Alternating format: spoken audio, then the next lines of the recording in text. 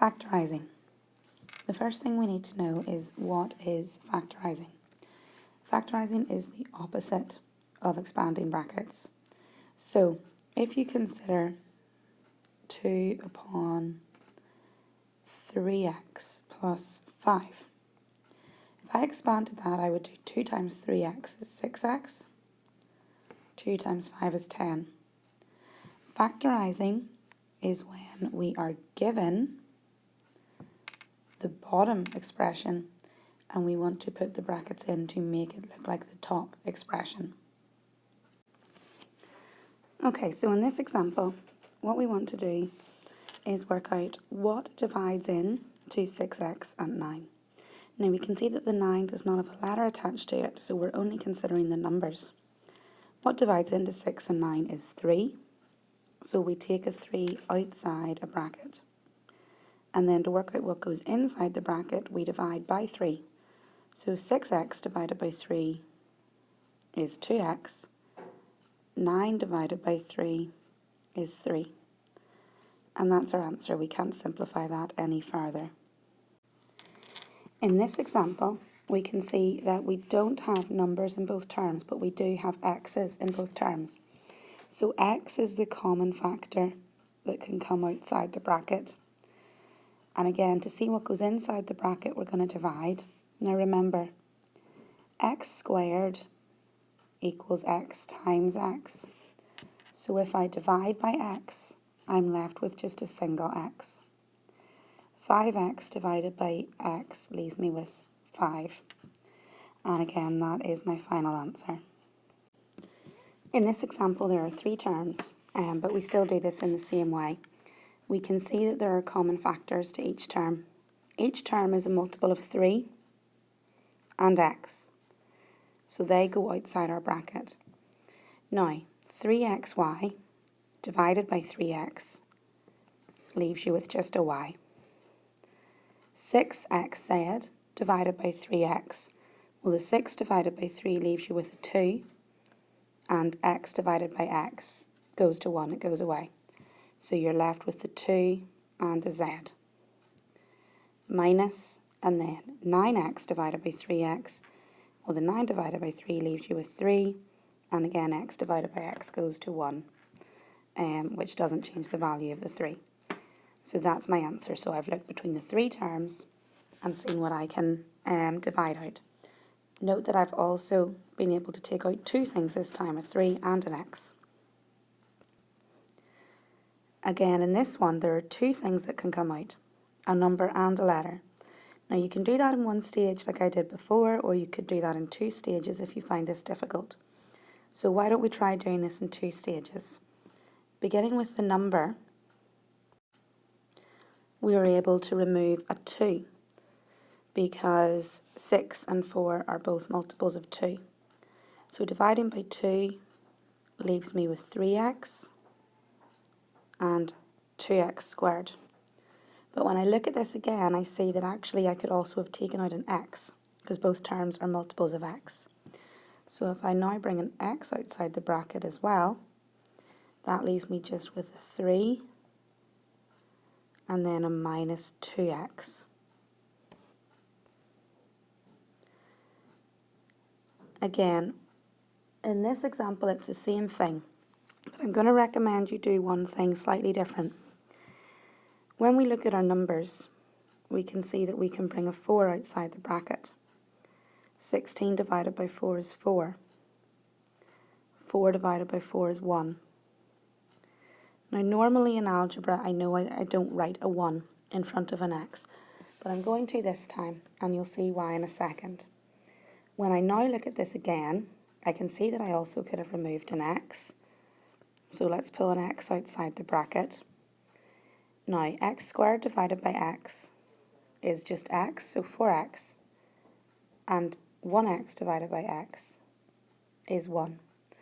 The reason that I have put a 1 here is to help remind me that when I remove the x, I'm still left with 1 here. I'm not left with 0, which is a very common mistake that people make. So if when you're removing the number, it's bringing it down to a single x, it can be a good idea to write that as 1x, just to help remind you that when you take the x out, that you're still left with a 1.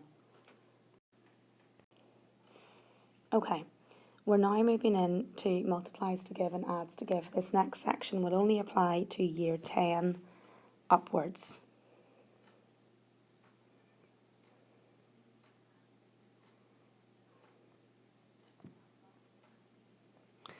Multiplies to give and adds to give, very easy to do. What you want is you want a number that it multiplies to give you the last number in the expression. So we want two numbers that multiply to give us 20. And then when we add those two numbers together, they give us the middle number in the expression. So they add to give us 9. Now, always begin by considering the numbers that will multiply to give you the 20 first before you think about the 9. The reason is because there is an infinite amount of numbers that add to give you 9. For instance, 8 and 1, 6 and 3, 20 and minus 11. Whereas if I consider numbers that multiply to give me 20, and you're only considering whole numbers, well, there's a very limited amount. Our only options really are 20 and 1, 10 and 2, 5 and 4. So what we do is we check each of those pairs of numbers to work out, well, which pair will add to give me 9. And we can see it's the bottom pair, 5 and 4. So our final answer, all of these questions are formed in the same way. So we would have a double bracket, both beginning with an X, and then whatever your numbers are. Whether there's a plus or a minus depends on whether the numbers that you've chosen are positive or negative. In this case, 5 and 4 were both positive numbers, so it's plus 5, plus 4. And it doesn't matter what way around you write your brackets. So if you wrote x plus 4 upon x plus 5, that would still be completely correct. I would recommend that you pause the video and now attempt this one yourself. So we're looking for numbers which multiply to give me 36 and add to give me 37. Now if I think through my factors of 36, I have 1 and 36, 2 and 18, 3 and 12, 4 and 9, 6 and 6. Again, it should be quite obvious to see that the factors which will multiply to give you 36 and add to give you 37 would be the 1 and the 36. So we get our brackets, and then the numbers that we've chosen are 1 and 36. Okay, in this example, we want two numbers which multiply to give us 3 and add to give us negative 4 this time. Now let's consider how that can happen. The only way that you can get a positive number when you multiply is if you have either multiplied a positive times a positive would give you a positive result, or a negative times a negative would give you a positive result. Now in this example, if what we have is a positive result when we multiply, but a negative result when we add, that must have come from using two negative numbers. That is how we are going to get a positive result when we multiply, but a negative result when we add. So I know I'm looking for two negative numbers. Factors of 3, well, there only is 1 and 3. So my numbers must be negative 1 and negative 3. So I form my brackets, both beginning with an x. This time, because I've used two negative numbers, both brackets have a subtract sign in them, so x minus 1 upon x minus 3. Okay, stop the video again at this point and now attempt this question yourself.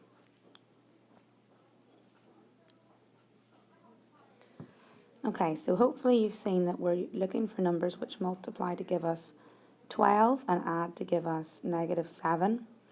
Again, in the same way as last time, we must be looking for two negative numbers.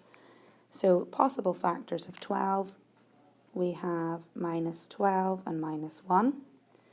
We have minus 6 and minus 2. We have minus 4 and minus 3.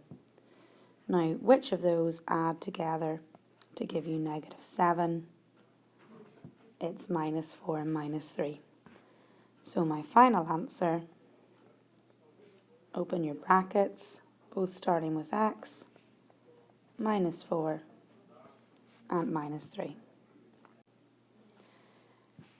Now, in this example, we want something which multiplies to give us negative 14 and adds to give us a positive 5. So how do you get a negative result when you multiply two numbers together? Well, that has to come from a negative number times a positive number. That's how you get a negative result. So we know that we're looking for one negative and one positive number. So one of each here. So we need to consider what are our factors of 14.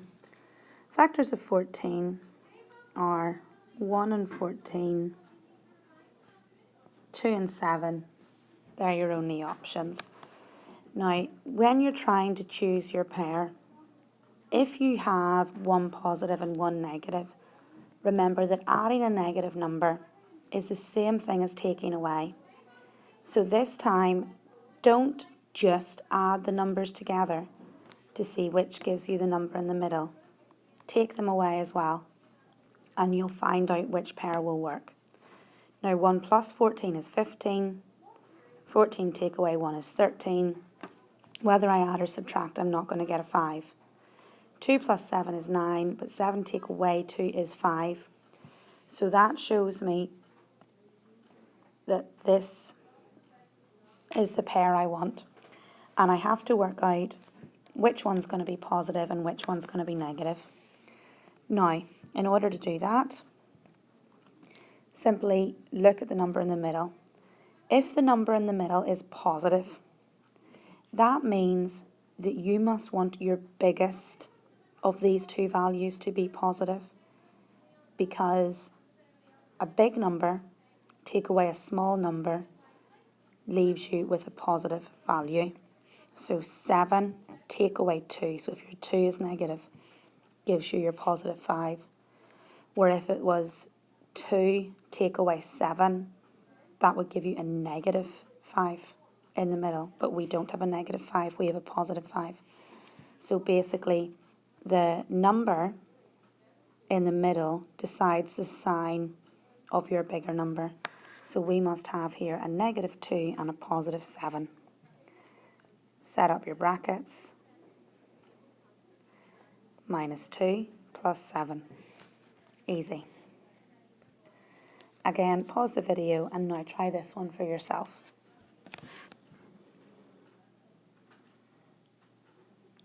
So you should have seen that we want two numbers which multiply to give us negative 40 and add to give us positive 3. Factors of 40, 1 and 40, 2 and 20, 4 and 10, 5 and 8. If we have a negative 40, that means one is positive and one is negative. So let's consider adding and subtracting to see which is going to give us the correct thing. 40 take away 1 won't give me 3. 20 take away 2 won't give me 3. 10 take away 4 won't give me 3. but 8 take away 5 will. Now, which way round is it going to be? The sign of the number in the middle gives you the sign of the bigger number. Because to get a positive overall,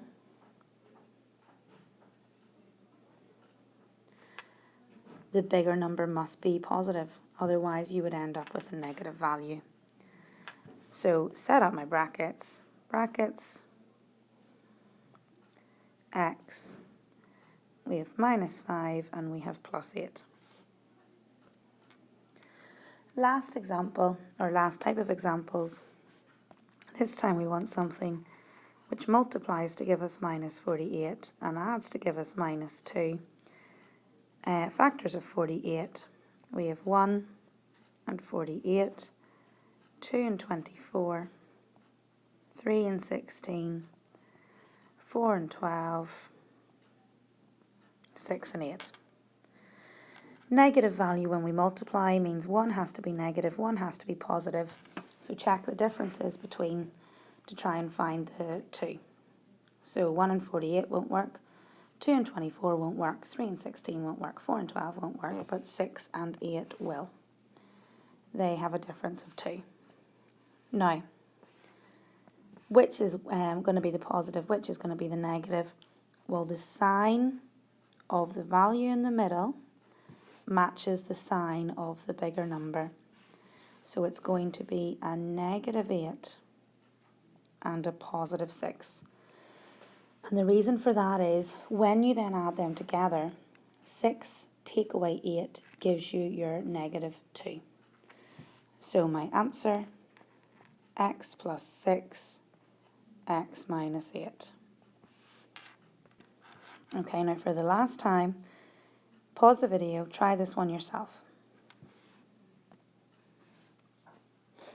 Okay, so you want something which multiplies to give you -30, adds to give you a -7. Consider your factors of 30, 1 and 30, 2 and 15, 3 and 10, 5 and 6. Which of those have a difference of 7? Because we know that we're going to have one positive, one negative to give us a negative value when we multiply. The ones that have a difference of 7 would be the 3 and the 10. Now, which one's positive, which one's negative? The sign of the number in the middle matches the sign of the bigger value. So your 10 is negative, your 3 is positive. Because if you add them then, 3 take away 10 gives you your -7. Final answer, x + 3, x take away 10. And that's your factorising.